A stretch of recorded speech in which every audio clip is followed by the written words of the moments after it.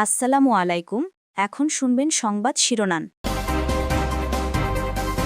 তারেক রহমানের পরিচয়পত্র প্রস্তুত, জানালো ইসির এনআইডি উইং। রাতে দীর্ঘ সময় মা খালেদা জিয়ার শয্যা পাশে বিএনপির ভারপ্রাপ্ত চেয়ারম্যান। জামায়াতের সাথে জোট ইস্যুতে এনসিপির মতভেদ, আহ্বায়কের কাছে ৩০ নেতার স্মারকলিপি। দল থেকে পদত্যাগ করে স্বতন্ত্র লড়ার ঘোষণা ডাক্তার তাসনিম জারার। দেশের বিভিন্ন জায়গায় শীতের সাথে পাল্লা দিয়ে বাড়ছে ঠান্ডাজনিত রোগের প্রকোপ, জেলা মফস্বলে বিপর্যস্ত জনজীবন। 10টির পরিবর্তে জনপ্রতি সর্বোচ্চ 5টি মোবাইল সিম রাখার সুপারিশ স্বরাষ্ট্র মন্ত্রণালয়ে। ভয়েস কল ছাড়া শিগগিরই বাজারে আসছে ডেটা সিম। বিপিএল এর নাটকীয় ম্যাচে শেষ বলে নোয়াখালীকে হারালো সিলেট।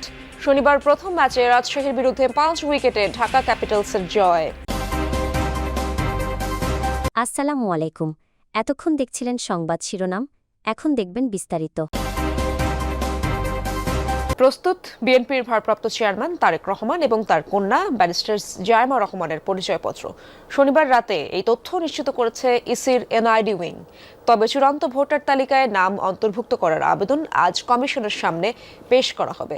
আইন অনুযায়ী কমিশন সভার অনুমোদনের পরই উঠবে ভোটার তালিকায় নাম।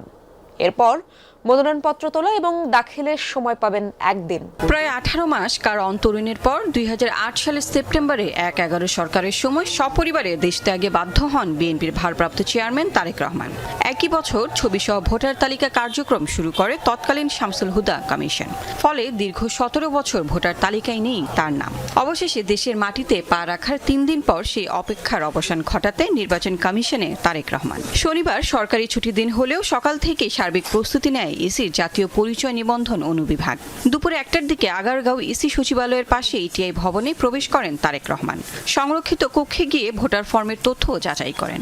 এরপর ছবি তোলা, 10 আঙ্গুলের ছাপ, চোখের আইরিশ, স্বাক্ষর প্রদানের মাধ্যমে নিবন্ধন সম্পন্ন করেন।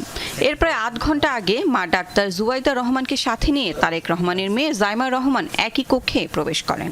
এ সময় ভোটার হওয়ার সকল প্রক্রিয়া সম্পন্ন করেন জায়মা রহমানও।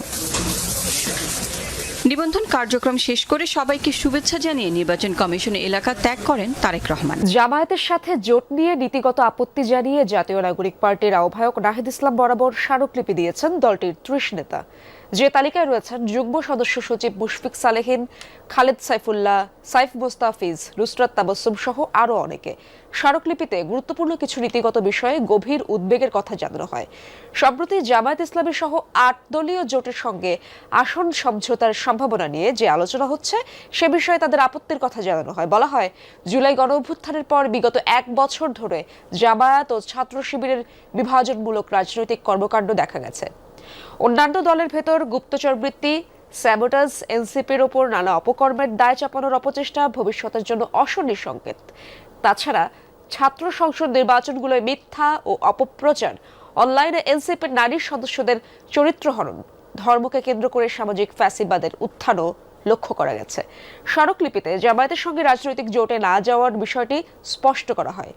জানানো হয়, 71 ইস্যুতে জামায়াতের সাথে এনসিপির মূল্যবোধ সাংঘর্ষিক। এদিকে এনসিপি থেকে পদত্যাগ করে ঢাকা 9 আসনে স্বতন্ত্র প্রার্থী হিসেবে নির্বাচনের ঘোষণা দিলেন ডক্টর তাসনিম জারা। এদিকে এনসিপি থেকে পদত্যাগ করে ঢাকা 9 আসনে স্বতন্ত্র প্রার্থী হিসেবে নির্বাচনের ঘোষণা দিলেন ডক্টর তাসনিম জারা। শনিবার ভেরিফাইড ফেসবুক পেজ থেকে তাসনিম জারা জানান, তার স্বপ্ন ছিল একটি রাজনৈতিক দলের প্ল্যাটফর্ম থেকে সংসদে গিয়ে মানুষ ও দেশের সেবা করার। তবে বাস্তব প্রেক্ষাপট বিবেচনায় তিনি কোনো নির্দিষ্ট দল বা জোটের প্রার্থী হিসেবে নির্বাচনে অংশগ্রহণ না করার সিদ্ধান্ত নিয়েছেন। নতুন রাজনৈতিক সংস্কৃতি গড়ার প্রতিশ্রুতি রক্ষায় স্বতন্ত্র প্রার্থী হিসেবে নির্বাচন করার কথা জানান তিনি। এনসিপির সম্ভাব্য প্রার্থী হওয়ার ঘোষণা দিয়ে ফেসবুকে তাসনিম জারা গণচাঁদার মাধ্যমে 47 লক্ষ টাকা তুলেছিলেন।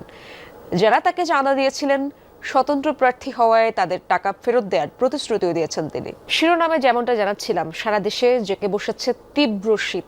আজ সকালে কত ডিগ্রি তাপমাত্রা রেকর্ড করা হলো, পাশাপাশি আরেকটু বিষয় জানাতে চাই, মানুষের ভোগান্তির চিত্র তো অবশ্যই দেখছেন। এ ব্যাপারে কর্তৃপক্ষের কোনো দৃষ্টি আকর্ষণ করছি, সেখান থেকে কোনো সাহায্য দেওয়া হয়েছে কিনা তাদের? যেমনটি বলছিলেন, আজকে আবহাওয়া অফিস সূত্রে আমরা জানতে পেরেছি কুড়িগ্রামে 11.3 ডিগ্রি সেলসিয়াস তাপমাত্রা রেকর্ড করা হয়েছে সর্বনিম্ন। একটা বিষয় জানিয়ে রাখি, কুড়িগ্রামে গেল 5 দিন থেকে 11 ডিগ্রি সেলসিয়াসের মধ্যেই তাপমাত্রার পারদ ওঠানামা করছে।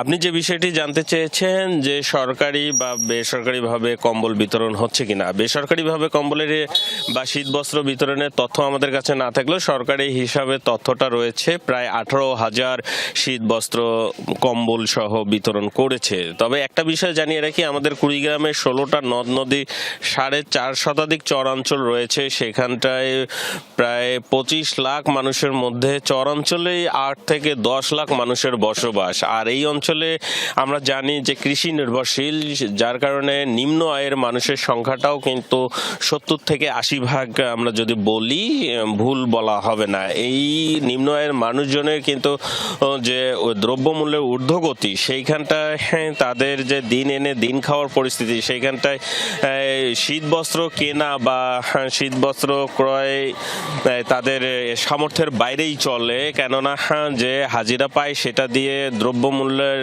আনুষঙ্গিক যে ক্রয় ক্ষমতা সেটা শেষ করেই শীতবস্ত্র কেনার উপায়টা থাকে না। যার কারণে এই অঞ্চলে মানুষের দাবিটা হচ্ছে যে দ্রুত এই শীতকালীন সময় তারা যদি শীতবস্ত্রের দ্রব্যমূল্য দাম কমায় দেয়, তাহলে সেই ক্ষেত্রে এই অঞ্চলে যে খেটে খাওয়া মানুষ রয়েছে তাদের ক্রয় ক্ষমতার মধ্যে চলে আসবে। তখন শীতের যে ভোগান্তিটা রয়েছে সেটা কিছুটা হলেও তারা লাঘব করতে পারবে। 1 জানুয়ারি থেকে এক এনআইডির বিপরীতে 5টির বেশি সিম কেনা যাবে না।